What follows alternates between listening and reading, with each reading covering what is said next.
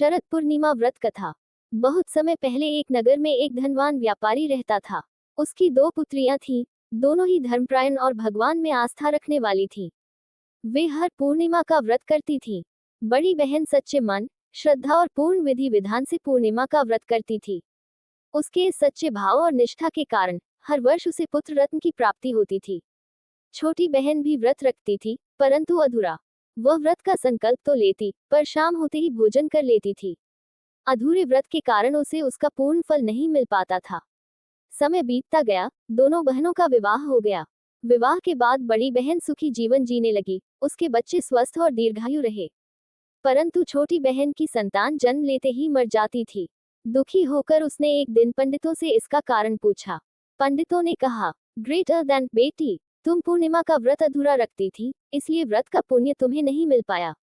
यही कारण है कि तुम्हारी संतान जीवित नहीं रह पाती।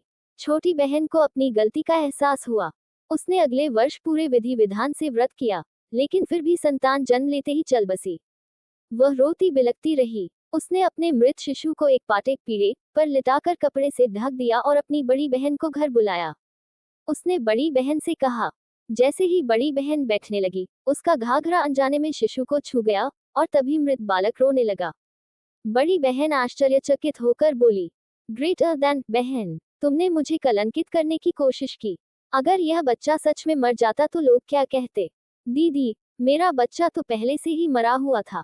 ये तो आपके पुण्य और सच्चे व्रत की शक्ति से ही जीवित हुआ है। उस दिन के बाद से छोटी बहन ने सच्चे मन से व्रत करने का संकल्प लिया। उसने जाना कि शरद पूर्णिमा का व्रत केवल रीति नहीं, श्रद्धा और विश्वास का प्रतीक है। ये चमत्कारी घटना पूरे नगर में फैल गई। सभी लोग इस व्रत की महिमा से प्रभावित हुए। यहाँ तक कि राजा ने भी आदेश दिया, नगर के सभी लोग शरद पूर्णिमा का व्रत पूरे विधि विधान से करें, ताकि सभी के जीवन में सुख, समृद्धि और संतान सुख बना रहे।